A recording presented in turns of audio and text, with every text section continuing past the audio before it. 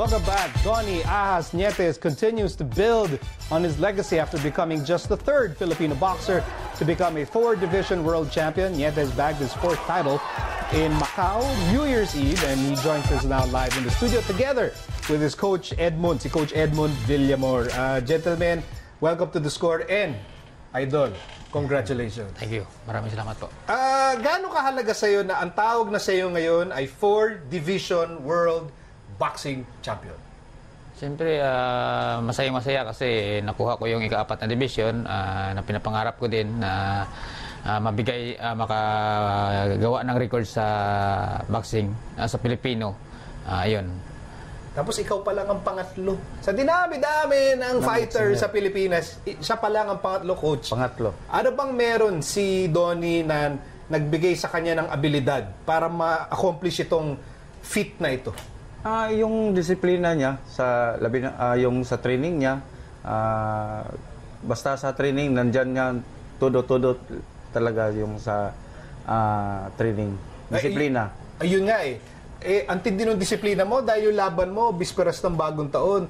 Ibig sabihin, habang lahat ng tao nakabakasyon, kain lang ng kain. Ikaw, anong ginawa mo? Ako, training pa rin. Pag may kain din ako, pero konti-konti lang. Tikim-tikim lang. Ang hirap naman nun, tikim-tikim lang. At least makatikim ako ng lasa ng pagkain. Basta natikman, okay na. Natikman ko, okay na yun. Busog na ako.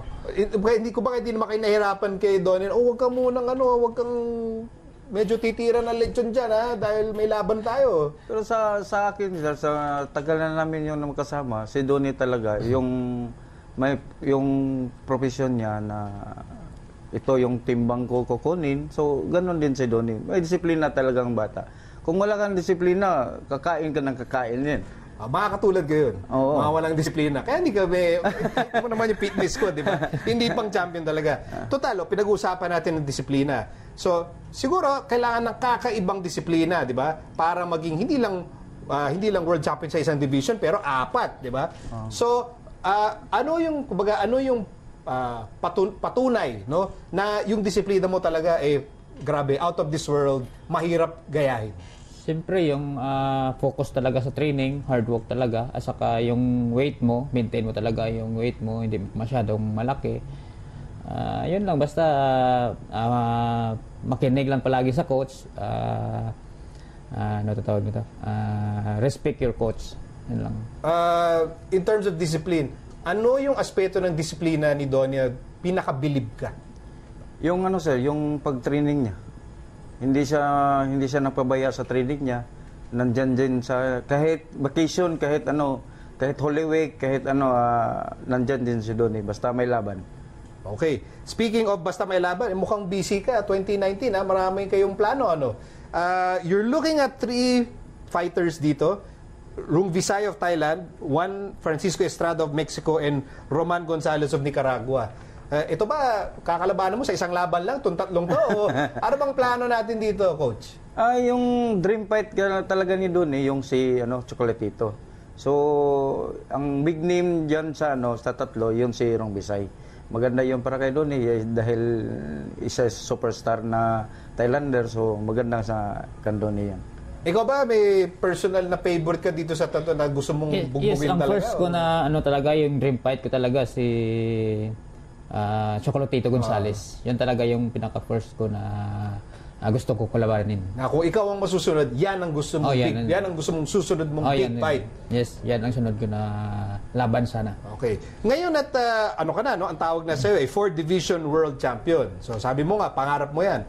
Natupad mo na yung pangarap na yan.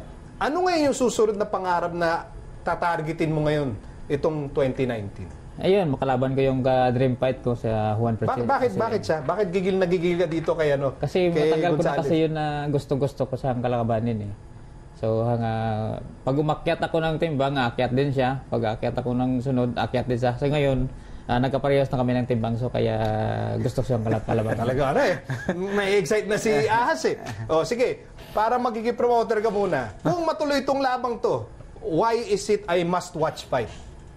Magandang laban yan. Magandang laban yan, sir. Magandang laban yan sa kay Donnie at saka dahil papasok yan, so sa buong boxing fans, manonood yan dahil magandang laban. At dahil mananalo dun si Donnie, kaya tayo manunood, di ba? Oo. Tama. Tama. Okay. Let's now watch our trending video of the day.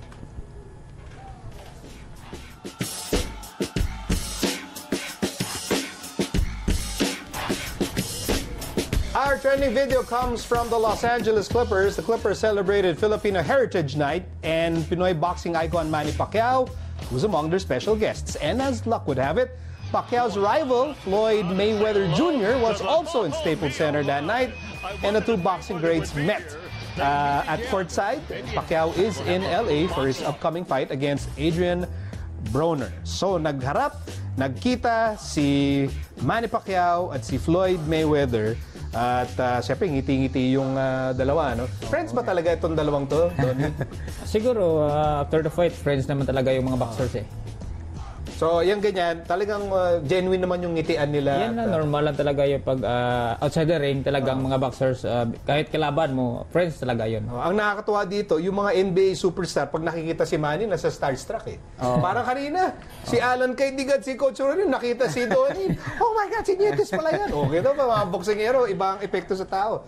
Pero itong pagkikita ba ni Manny tsaka ni Floyd, ibig sabihin ba nito, Coach, mukhang magkaka-part 2? Meron. Sinasabi mo nang meron? Meron. Meron. Pagtapos ng laban dyan. Oo. Pagtapos ng laban kay Broner at saka Pacquiao, may susunod yan. Ayan narinig nyo na, breaking news na ni Coach Edmund ha. Meron yan. Pag ito, hindi natuloy, babalikan ka namin, Coach ha. Pag natuloy yan, Donnie, sinong mananalo dyan? For me, Pacquiao talaga. Pacquiao. Pero ang abangan talaga yung yung Gonzales at Nietes, yan ang big fight. Donnie, congratulations at salamat at binigyan mo na naman ng kasiyahan ang boxing fans sa buong Pilipinas. Okay, thank you very much and congratulations. Thank you, sir. This has been The Score. I'm Miko Alili. We'll see you all again tomorrow.